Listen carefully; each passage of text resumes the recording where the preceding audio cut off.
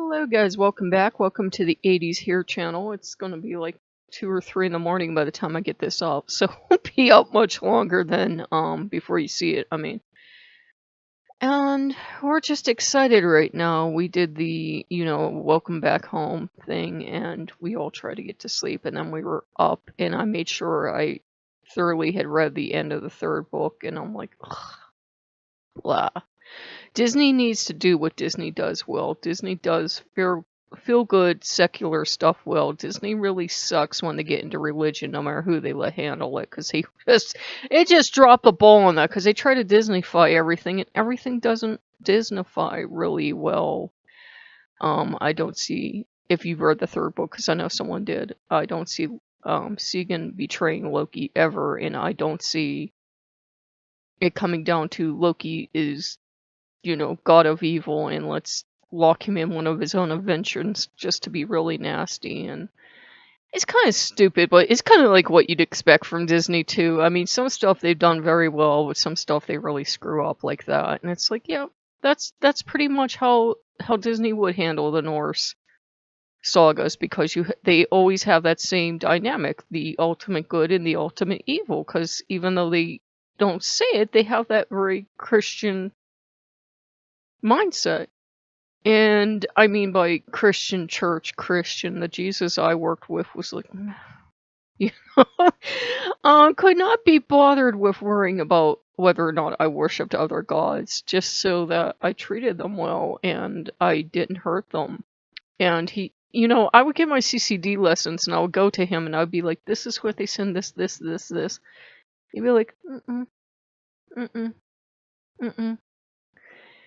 And because I would be confused, because my mother was the same way. My mother was a very gentle person. Like, you'd be taught, like, the Jews don't believe right, and, Muslims don't believe right. And Jesus would be like, mm-mm, mm-mm, mm-mm. No, mm-mm. Not really. I don't care how they believe, just so they're nice people.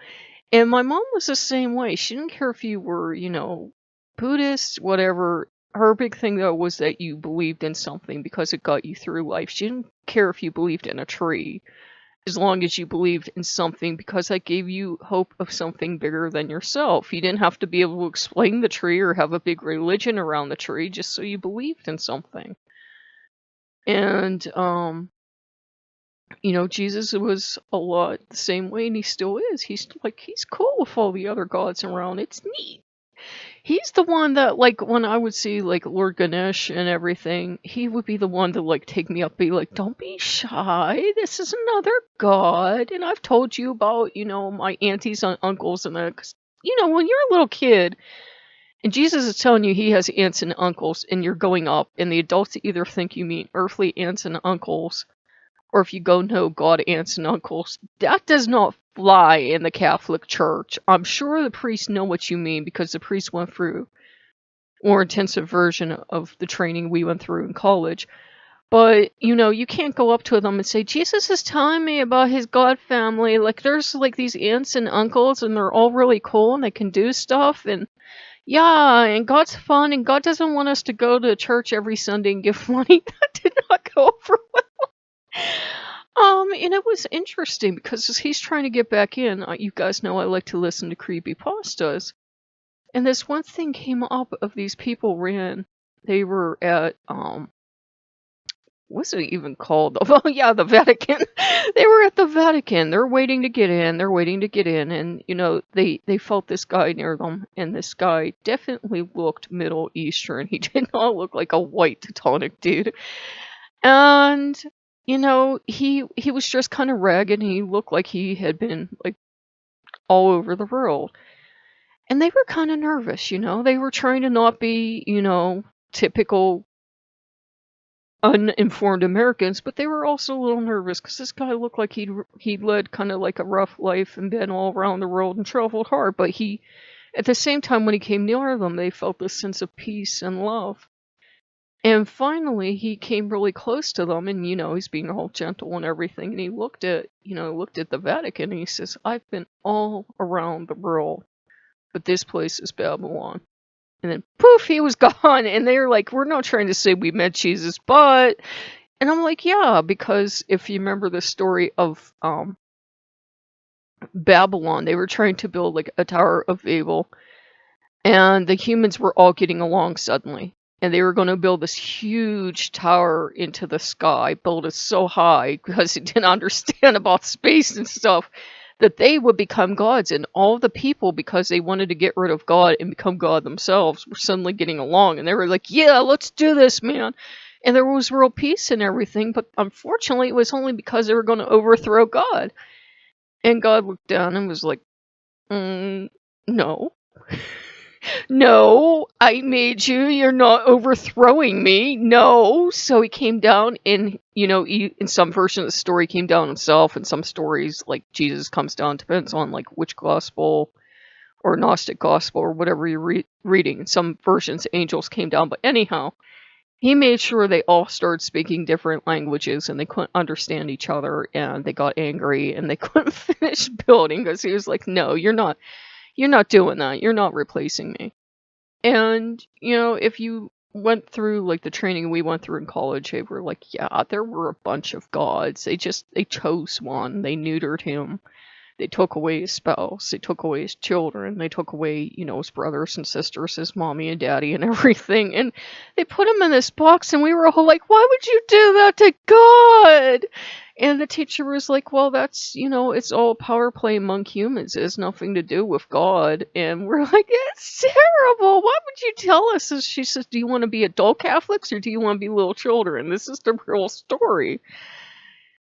Yeah, she was not popular on that campus, but, you kind of have to have your eyes open. Like, she told us stuff that, like, people were horrified. Like, if you're a Catholic and you go to church, you're used to them coming in, like, swinging the censer and everything. They started that in the Middle Ages because people smelled so bad. Ooh, they smelled bad, and they were like, oh, it's for Jesus. And Jesus was like, But what are you gonna do? Like, the Jesus, like I said, that I deal with, he's very earthy, he's very down to earth, he's never brought up the concept of sin. Just, we all know right from wrong. We know it's wrong to hurt people, and we know it's right to help people. And I was having that struggle because as you come into Wicca, they're like, you have to pick one, you have to pick one, you have to hate your old god. And I'm like, he never did anything to me. He was the one who took care of me and introduced me to all the other gods. So that was really bad and awkward. And then as you move throughout Wicca, and you meet all these wonderful gods and goddesses, they all have groups of very intolerant people that say you have to come join this pantheon and worship these gods only. You have to hate all your other gods. And then I got into Voodoo, and oh my, that just about killed me because I had a Hugon, or, supposedly Ugon, that was stalking me on the internet, that would not leave me alone. That was like, you have to give up this Wicca BS. And I'm like, no, I love my gods.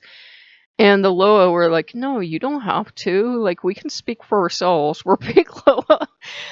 And so I went through that for years. And then I came, back around to the Norse and all the other gods. And then, like, you go in this huge loop until you finally come home, is what happens.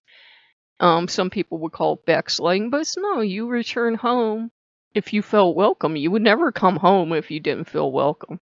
And, like, the moment I was like, okay, you can come in, I'm cool with you. I don't like the religion, but you can come in. You never hurt me. You and your mom and everything never hurt me. And it was just interesting because it unlocked a lot of stuff, and I felt a lot more peaceful. Now, that doesn't mean I'm going to change the channel and, like, make it the Jesus channel or something, even though we can talk about them every once in a while. But it does mean I'm at peace. And Loki's like, I'm so proud of you. You stopped fighting. It's so awesome. I'm so proud of you. And what Loki was trying to do was to get me away from the religion, which says that, everything is a sin and you're going to hell and you're bad for being gay and for being female, for being this and for being that. And Loki wanted to separate the two, that I had to separate the god from the religion. And that's very hard to do as a human, especially when you would go every Sunday and be told, no, bad, bad, bad. But, it took forever, but it finally worked, and I'm happy it worked. Jesus likes to tease me, tells me I have Jesus hair. So, I was like, that's definitely you, because no one else tells me that. And just some of the things he said and did, I'm like, yeah, it's definitely you, because no one else acts like you. He is a bit of a trickster. He is a bit of a, he will get in whatever way he has to get in. And he was the one that loved Easter ham. Now, if that's not a god with a sense of humor, because remember, he was supposed to be a good Jewish boy, that's, nothing tops that. He was like, I like ham. I like ham a lot. And I never got the joke until later that, he's supposed to be this good, proper Jew and eat, like, all the good foods, proper foods and everything. And I've seen so many amplified texts people got from him and that. He was like, what does it matter what you eat? Yeah, I won't repeat the rest of the line, but well, it's not dirty, but it's like, what does it matter what you eat? You're going to poop it all out anyways. And I was like, that actually sounds like the Jesus I grew up with. Very earthy, very practical. If he would advise you to stop something, it would be because he thought you were hurting yourself, not because he saw it as sinful. It would be like if he told you to stop a habit or something, it would be because, like, oh, I think you're hurting yourself. He would still love you, though. That's the point. He would love you anyways. He's like, I love the church. You're doing it wrong, but I love him. We're all like, we know you love him, Jesus. You love everybody. But at the same time, yeah, I think you can get on a short list. I definitely do. I think, like, if you're doing messed up stuff like loving gun money instead of your children, yeah. Yeah, I don't know about their afterlife. He doesn't seem very big on hurting people, but at the same time, I do think that when we die, I don't care who you served or if you didn't serve anyone at all. I think you do have to do an accounting. I think it's a pretty universal message that, the stuff we did during our life, bad and good, will be weighed out.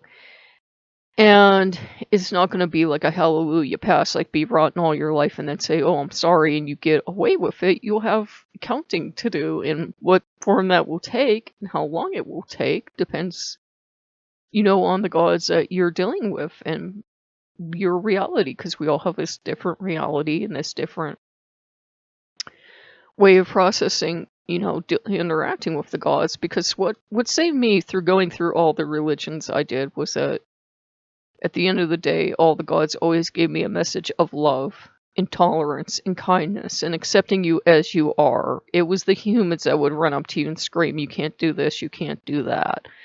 The gods have never been that way towards me, ever. I mean, I've never had a god run up to me and scream, you can't do this, you can't do that. Like, you can't touch a hot stove, maybe they'd yell at you for that, or you can't embrace views that will make you hate yourself.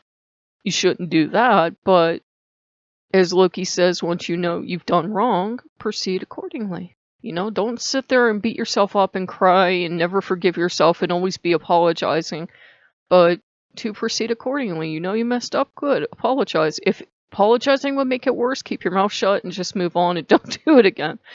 So yeah, I want to thank those of you that got some support in.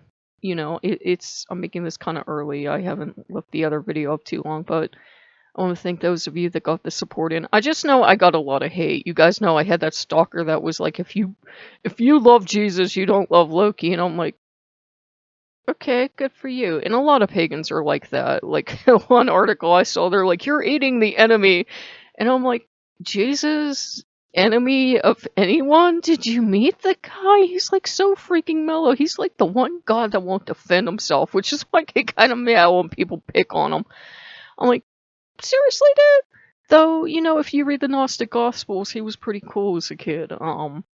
He came down with the god powers intact in those stories, and he handled them like a child would handle them. Like, he would be creating little fishes and ponds and everything, and they would say, no, Jesus, don't do that.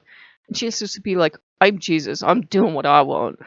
And he would be playing with a friend, and the friend would hurt him, so Jesus would go, boop, and kill the friend. They'd be like, no, Jesus, you can't do that. And he'd be like, why? I'm Jesus, I can do what I want. So, he wasn't bad, but he was a child with godlike powers, and if you gave a child the powers of God, what would happen, and that's what happened. And I I never thought they were bad stories. I thought they were actually rather sweet and endearing because I can see him like making little fishies and animals. And yeah, losing his temper and killing people. He always brought them back. And there were stories about, how like his dad was a terrible carpenter. He's like actually the worst carpenter on the planet. And Jesus would just go like, "Oh God, Dad, oh me," and he would fix the table. He'd just like stretch it and pull it, like like because he's Jesus. So and it was cool. And I always got the idea that he liked those stories, whether they're true or not, whether they're what someone made up, because that's helped them explain, how would a divinity act as a child on Earth.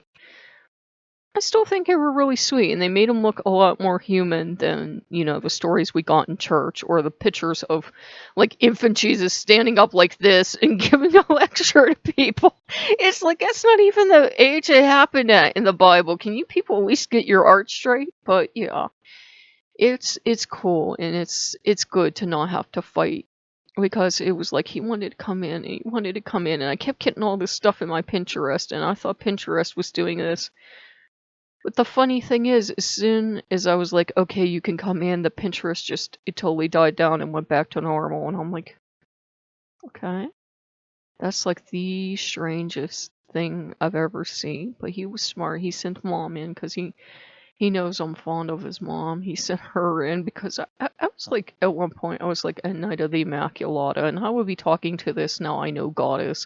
And we would be talking about stuff like women's rights and everything else, and being a knight and everything, and I could tell you stories about sword training and everything else. It was not with her, with, I guess you'd call them archangels. They were probably other gods from the pantheon, gods only know. But yeah, it was good to see my family again and to have them reinstalled, and Loki is just loving it because he's seeing all the grand possibilities, and he's like, oh, now we can really have fun, and we can have all the secular holidays and all the whatever holidays. Because Jesus is still like, you don't have to worship me. I don't care. It's not my bag. It's okay if you want to do it, but it really embarrasses me. You don't have to. That's cool. So, we'll train them with love and respect, but, I don't do that get on my knees thing with my gods. Anyhow, I speak to them not out of arrogance, but I speak to them like I would speak to any other friend. So we will be good. And I do want to thank you guys for the support. It really does mean a lot. And if you like what you see, like, comment, subscribe, and I will see you guys later. I think the die has held up quite well this time. Jesus here. Jesus would say that. Okay, guys, I will see you later. Bye-bye.